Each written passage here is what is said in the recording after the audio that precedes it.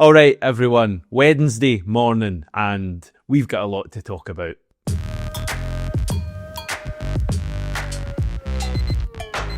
Yeah, there's about a million different things to cover on today's show. I'm going to be doing a lot of looking down at my laptop because it's the plan itself has taken me about 3 hours to put together because there's just so much went on yesterday.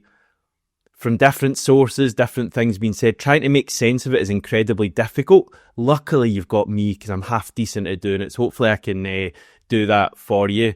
I'm working overtime at the moment, but I love doing it. I love doing this, and I love doing it for all of you. If you want to thank me, please just make sure you're subscribed to the channel. It's all I ask, and as I said yesterday, still over 40% of you watching aren't subscribed, so click that button, please. It really does help me and the team trying to grow this thing. So let's just kick off with our interim management team and also what's going on with the kind of coaching team as well, because there's a lot of change there. So Martin O'Neill spoke yesterday, first of all on TalkSport. He then gave an interview to Celtic TV, he then had his press conference. I think he did the written media after that as well. He revealed that he only found out about this after Brendan Rodgers' resignation late afternoon or early evening on Monday. He said he was, quote, minding his own business. I think he was having a coffee in Chelsea in London with his wife when Dermot Desmond phoned him. Apparently Dermot Desmond gave him 10 minutes to make up his mind, and he says that his buzz was getting some excitement back into his life. Very keen to say that it's not about him, it's about the team, and I think that's what you'd expect from just a brilliant man like Martin O'Neill. I do wonder, what the thinking is here from Celtic when clubs tend to be in this position where a manager leaves suddenly, whether that's of his own accord or whether he's sacked by the club.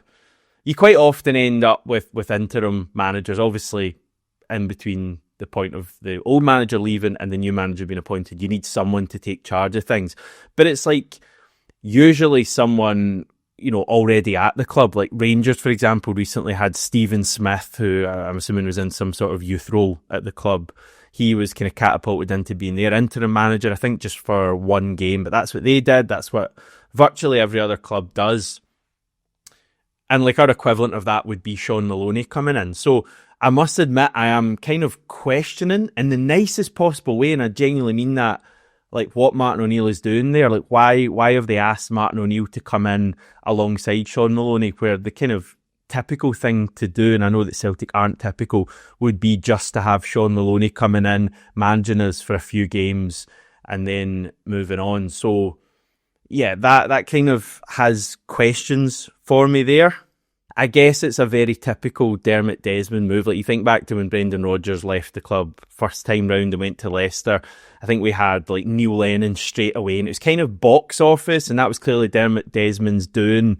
I think after like sudden departures of kind of well-known managers, he quite likes something big to happen, maybe as a bit of a get it up you to the previous guy. I'm not sure, but we did that last time. We actually had like a joint press conference last time when Brendan Rodgers left. It was Neil Lennon and John Kennedy. So these double press conferences yesterday, O'Neill and Maloney, look a bit strange, but from a Celtic point of view, they're not actually that new.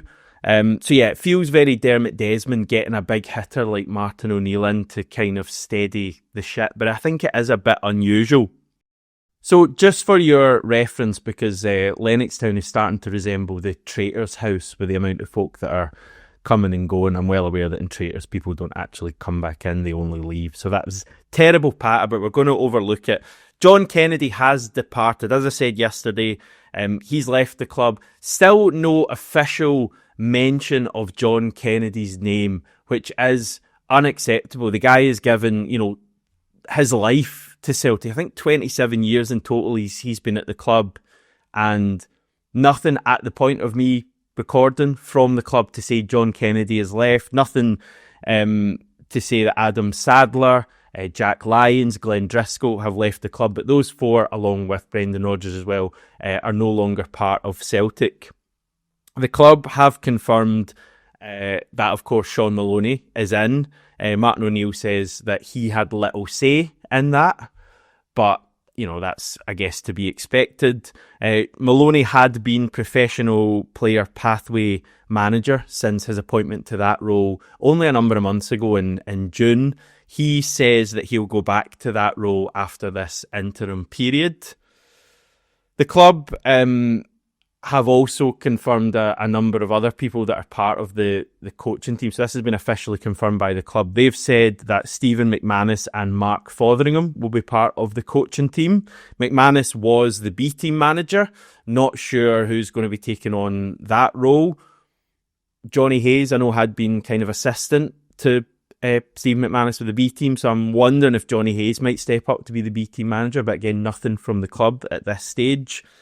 Mark Fotheringham is in as well. He was last at Swansea City, where he was assistant manager. That's actually the job that Darren O'Day is doing now. Fotheringham left Swansea at the end of last season and was replaced by Darren O'Day, former Celtic young player. He's an interesting character, I think, is both Martin O'Neill, who gave him quite a hard time, and Shaun Maloney were saying. But Mark Fotheringham, or Fozzie, is in. Gavin Strachan is still at the club, which is interesting, I think, given that virtually everyone else has departed. Stevie Woods, of course, there as well. He'll be there for years to come, and he does a great job. So they're all there. Greg Wallace, who's someone you probably won't be familiar with, not the mastermind guy, I am delighted to say. But yeah, our Greg Wallace, also part of the coaching team. He's been promoted recently from his old role where he was a coach analyst. Also, just kind of away from the actual coaching team at the moment, Stevie Hamill, who is head of academy coaching at the moment, is reportedly going to get Chris McCart's job, which is head of academy and youth, a job that Chris McCart has had for well over a decade, but that's apparently going to happen at the end of the season. That was reported last night. And I know this is all very confusing, different job titles, people coming, people going, people getting promoted. I think it just illustrates the upheaval at the moment, and it seems to have all happened as a result of Brendan Rodgers leaving the club. Real turmoil at the moment at Celtic. So, Martin O'Neill and Shaun Maloney said a lot yesterday. Martin O'Neill really not kind of shying away from the fact that this has all come as a bit of a shock to him. I really don't think, well, certainly from Martin O'Neill's point, this is not something he's known about for a long time. I think he's genuinely a bit kind of startled by the fact that he's back as Celtic manager, even interim Celtic manager, but he's back in the hot seat taking charge of a game tomorrow. And it is quite surreal when you think about it. I mean, over 20 years since he departed and everything that's happened in that time. I don't think he's really sure how this is going to go. Now, in his Celtic TV interview, Jerry McCulloch finished it by saying good luck, which is obviously just something you typically say. Martin O'Neill came back by saying thank you, I'll need it, which kind of sums up how he was yesterday. One thing I would say, it strikes me that this partnership, obviously incredibly early days, and they're not going to be around for long at all, Martin O'Neill and Shaun Maloney. I think they're both refreshingly honest, and I think it's very welcome at the moment after what we've had over the past 3 months with, kind of vague comments made and obviously a lot of division at the club and a lot of fans having to second guess things said, mainly by Brendan Rodgers because he was the only one who was speaking. But it's all just been not a nice time to really kind of be listening to people, anyone speaking about Celtic. I think refreshing yesterday to actually hear open, honest answers from both Martin O'Neill and Shaun Maloney. I think especially Maloney, to be honest. He really gave some insight that we'll come to into kind of what training was like yesterday. Just on Martin O'Neill, there was a bit of kind of much needed levity yesterday, I think, in tough times. Like, for example, when the comments Martin O'Neill had made on TalkSport, back in Hearts to win the league, literally hours before he became Celtic manager again, and he responded yesterday by saying, I stand by everything I said yesterday, but if I'd known I was going to be getting the job, I wouldn't have said anything. On Shaun Maloney, he told the written media, "I will be relying on him greatly, certainly at the beginning, and obviously if it goes wrong, I will blame him. That's it. I'm sorry I'm semi-fudging a bit, but honestly, this is the last place on earth I thought I was going to be." I thought those were really revealing comments from Martin O'Neill. As I say, I think they're both very open and honest, which I must admit is refreshing. You know, I liked it. I felt at ease watching that press conference yesterday, as much as it's kind of turmoil everywhere. Like, it was nice just listening to people being kind of honest with apparently or seemingly no hidden agendas there from anyone.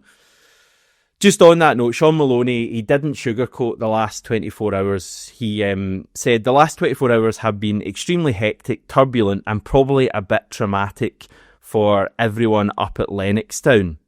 He spoke about the departure of John Kennedy. Again, just very quickly, you have this really weird situation where Shaun Maloney and Martin O'Neill are being asked about John Kennedy leaving the club when we haven't actually had Celtic officially mention that John Kennedy has left the club and actually named him. It's ridiculous, but it sums up where we are right now. But Shaun Maloney saying that John Kennedy's departure in particular had hit some players hard, and he's talking about like the homegrown players. I think John Kennedy was a really important and liked figure at Lennoxtown as far as the players were concerned, and especially Callum McGregor and Kieran Tierney, guys that John Kennedy played a big part in their development, and I think in their introduction to the first team from the academy. And yeah, another quote I just wanted to read out from Shaun Maloney. He says, "The senior players were really good today." This is at training yesterday, which he took. Alistair Johnson's that, even though he didn't come through the academy, and he's a really strong character. I haven't managed to speak to Cameron Carter-Vickers yet, just because of the surgery yesterday, but I will. He's already offered to be a big part of trying to support the group, even 24 hours post-surgery. So yeah, we've got some good people. And very important point that you'll probably know, but just to reaffirm this, it is worth saying that Martin O'Neill and Shaun Maloney have both ruled themselves out of getting the job permanently. So Martin O'Neill was very definitive as you can be. I'm here as interim manager, nothing more. Shaun Maloney said, "This is interim, and then I'll go back to my role." Honestly, it's been absolute chaos with Brendan Rodgers leaving the club. The club is in turmoil at the moment. There's rumours everywhere. Just as well NordVPN are here to keep things under control, and they're supporting the channel. NordVPN is brilliant for protecting your online privacy. It keeps your data safe, blocks trackers, and lets you browse securely without worrying about people being divisive, misleading, self-serving, or snooping on what you're doing. You can even change your virtual location with one click. So if you're travelling or living abroad, you can still access your usual football coverage and streaming sites with no bother. Head to nordvpn.com/CelticAM. They've got a 30-day money-back guarantee. You'll get a massive discount, and every sign-up helps to support the channel directly as well. So get involved with the heroes at NordVPN. So no permanent return for Martin O'Neill, no permanent gig for Shaun Maloney, but what is the talk about the next permanent Celtic manager? Well, one early front runner is Kieran McKenna. He's been mentioned yesterday. He's the current manager of Ipswich Town. He's been there since 2021. They were in League One, the third tier of English football at that stage. He took them on back-to-back promotions to the Premier League before being relegated from the Premier League last season. Ipswich currently 12th in the Championship.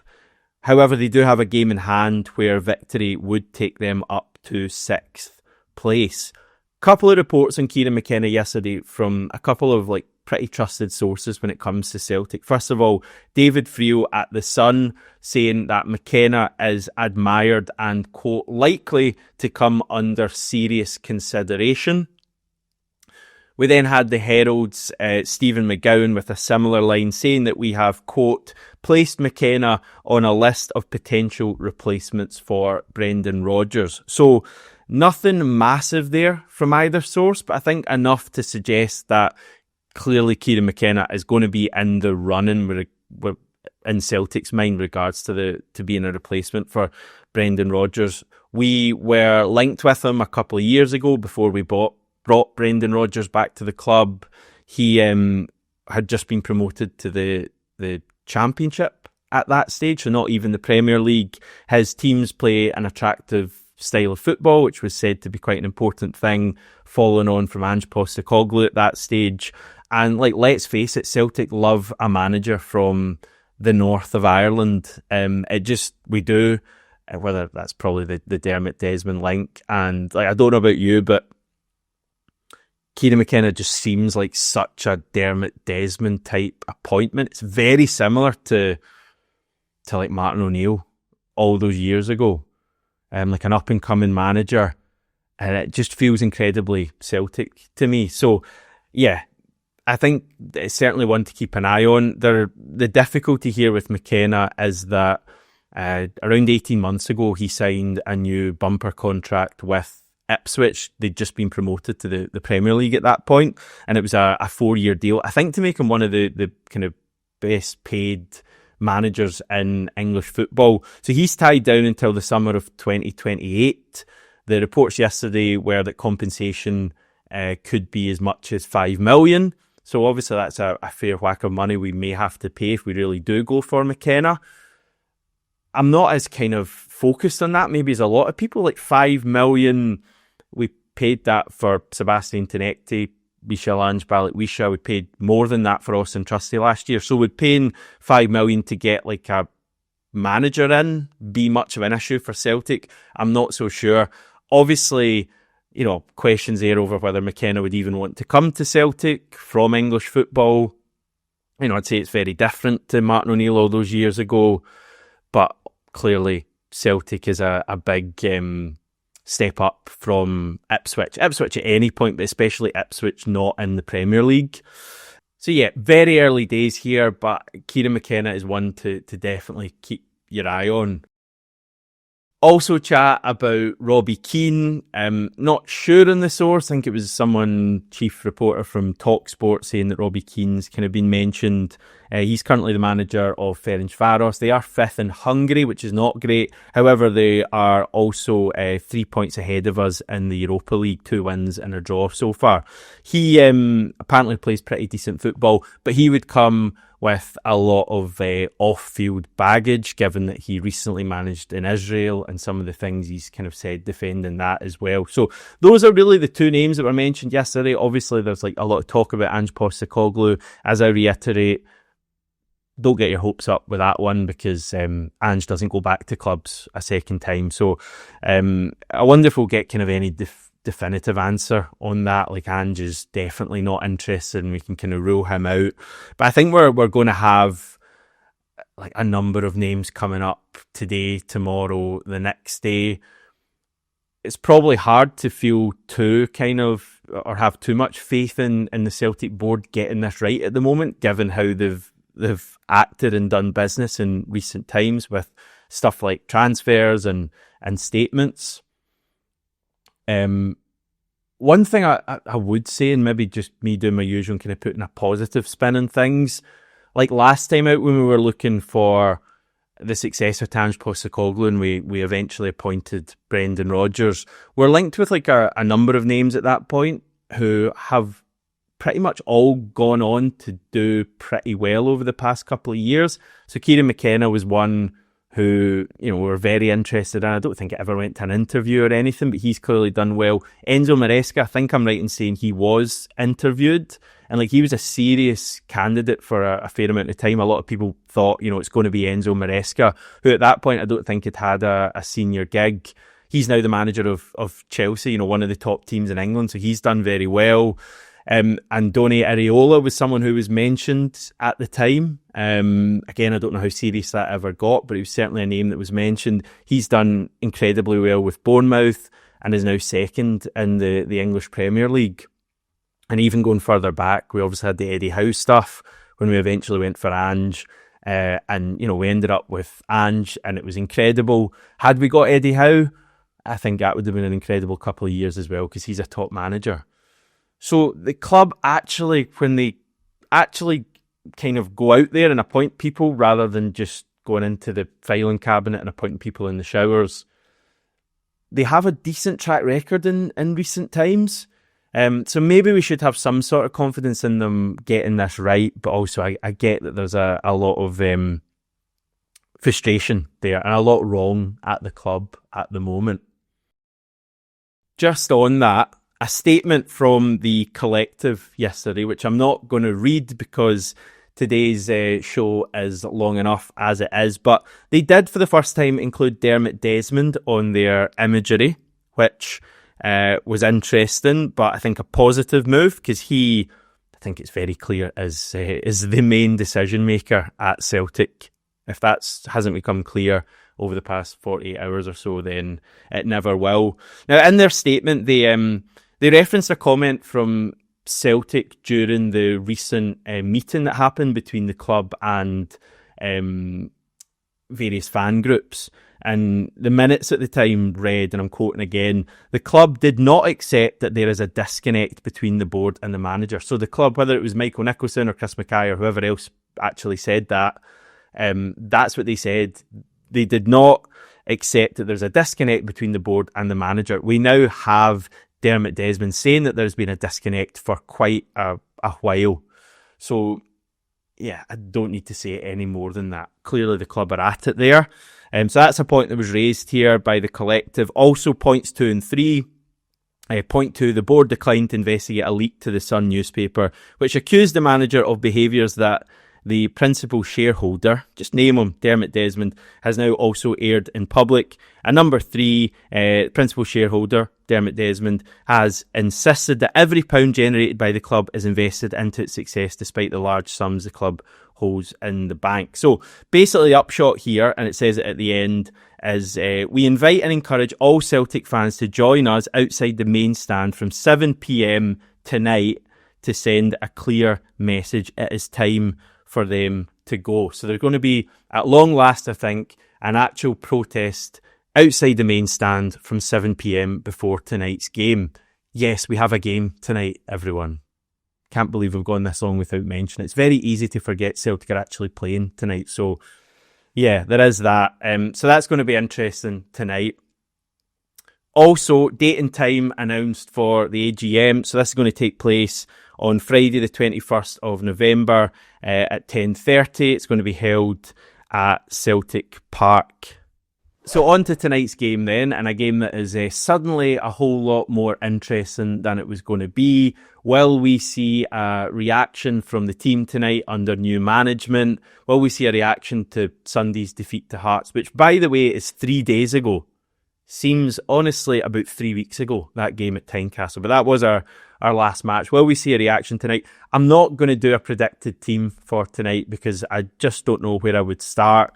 What I can tell you is a little bit of team news. A late call will be made on Daizen Maeda ahead of tonight's game. He has been back in training this week. However, it seems like it's going to be bench at best for him. He's not going to start tonight's game, but he might be involved in the matchday squad. I do think the team will be interesting. I mean, it looks like it will be a fresh start for a number of guys. I'm thinking of Shin Yamada, to a lesser extent Hayato Inamura, because I feel like he's kind of way back. Jemai Simpson-Pusey, potentially. Paulo Bernardo, like these guys who have kind of, I know Bernardo's been seen a bit more than those other guys, but they've really not been fancied by Brendan Rodgers. So, fresh opportunity for them. So, I think the team will be interesting. And yeah, there's just, so obviously, like we don't want Celtic's manager to be resigning. That's not a good story. But it does just at least add a bit of kind of the unknown, I guess, to tonight. And the unknown can be quite invigorating, and I think we needed a bit of that. So yeah, it's going to be an interesting night. 1 of 5 games in the Premiership. Hibs are hosting Rangers, which is the live TV game. I'm sure Stevie will have that on in the back. Oh no, he's going, isn't he? I'm sure he'll have that on his phone. If you see a guy watching Hibs Rangers on his phone, say hi to him and thank him for his contribution to the channel. Also got Kilmarnock Aberdeen, Motherwell, Dundee United, and St Mirren Hearts. So Hearts, we'll find out a bit more about their title challenge tonight. That's a tough game for them. Officials tonight, the referee is, a new name, Ryan Lee. He'll be assisted by Ross McLeod and David Dunn. VAR is Grant Irvin, and assistant VAR is Gary Hilland. Our game also on pay-per-view tonight, priced at $12.99. So if you're not going and you're in the UK, you'll be able to watch it on pay-per-view. And yeah, it's going to be interesting tonight. Good to get back to Celtic Park. It's going to be really surreal seeing Martin O'Neill back in the dugout, but an opportunity for the team to show something, show a reaction, and let's try and kickstart our season somehow ahead of Sunday's game against Rangers. So it's going to be interesting. There's going to be a lot to talk about in tomorrow's morning's video, which will be a reaction to the game, but also, let's face it, a chat about whatever else is going on. I think Paul is going to join me for that one. And yeah, just finally, a big thanks to Practical CBT. Quick practical workouts for your mental health. Big thanks to you for watching, getting involved. I'm away for a lie down.